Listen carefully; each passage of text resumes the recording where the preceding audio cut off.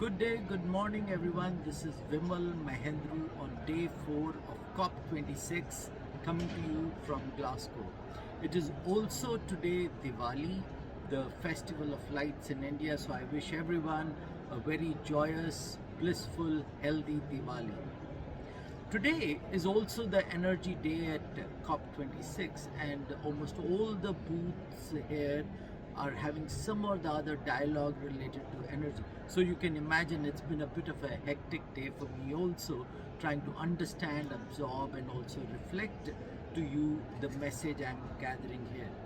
And one of the things that is coming loud and clear over here is gaps. The gap of information, who knows what and where do they get the rest of the information. Gaps of understanding, because there are different paradigms that different stakeholder groups have, but how do we bridge those? And third, what I also see as an opportunity is gap of information on IEC and the role of international standards, what they can do to enable clean energy, affordable energy for all. Among the various sessions I attended, one of the first ones was at the SDG Pavilion, which is hosted by the UN DESA. At this session, I had the pleasure of listening to some eminent speakers, including Vida Rosetta of the World International Energy Agency, and she brought about the point of de-risking investments and that there is huge amount of investments required. On hearing this, and after the main session, there was a Q&A in which I brought about the point that one good way of resolving issues of risk of investments and de-risking them was to go with globally consensus standards, similar to those brought out by the IEC, the International Electrotechnical Commission. I talked about the fact that electricity itself is not a binary subject that you have it or you don't have it. It's about the moment you have the first access to electricity, even if it is for a small light bulb, from there going on to a second light bulb, a small television set, recharging the mobile phone through a USB socket, and not necessarily in that order, it could be something else.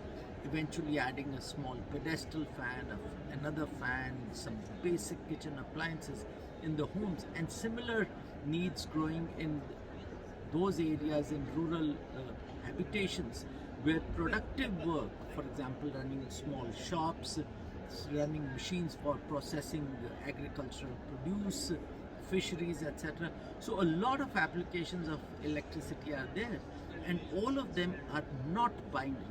The moment you have the first whiff of electricity, it grows further. Another session hosted today was at the Swedish Pavilion, which was titled Enabled by Energy Efficiency. And in this session, the whole dialogue was how energy efficiency and energy efficient equipment can in itself address a lot of the gap in energy and reduce the impact of fossil fuels. Great session. There were speakers from Alfa Laval, Skanska, and from ABB, which is now Hitachi Energy. And during this session, I asked a question, well, it's a great idea to have energy efficient equipment and all this, but aren't you missing the point when we don't talk about standards? And I could actually hear the coin drop. Everyone agreed unanimously that standards are the best way to make technology and energy efficiency come to the benefit of the global community. And so I think we have our work cut out in IEC to come up with more and more standards related to energy efficiency. The International Energy Agency also hosted a session today, which was a very interesting one. It was about de-risking the future and bringing disaster impact mitigation through building resilience in networks. One of the speakers there was from the Coalition for Disaster Resilient Infrastructure, and he talked about 8 different risks which are directly connected to disasters and how society is exposed to multiple risks of healthcare, breakup in supply lines for food, and assets and networks which are built over decades getting destroyed. All of this was in one way or the other connected with power systems and how power system resilience was at the heart of it. The message I bring back from that session is that we've always looked at power sector assets as permanent assets which are there for the long run. Of course they are in the long run, but we also need to make sure that these assets are not only robust but also provide the resilience required to manage electricity and electricity supply, energy supply, even when disasters happen. So building resilience into our standards is a message that I am bringing back from here.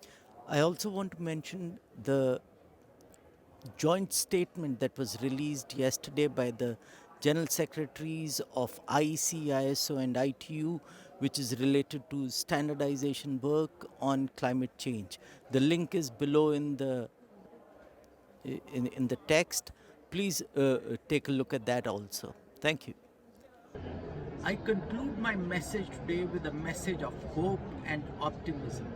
Today is Diwali, Day of Lights. It's a celebration of lights, not just in the traditional sense, but lights as in illumination, as in knowledge. And I hope that this Diwali ushers in an age of sharing information and knowledge amongst global communities.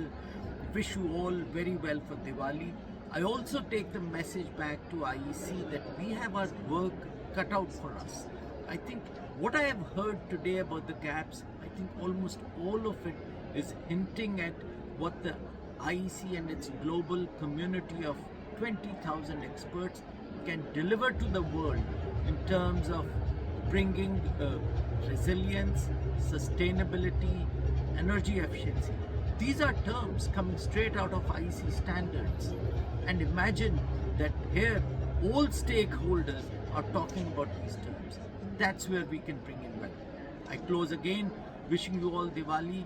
I'm personally very grateful to my own company Legrand and IEC for bringing me this opportunity to come and speak to you from here, and also for my family which supports me in this very meaningful work on Diwali day. Thank you.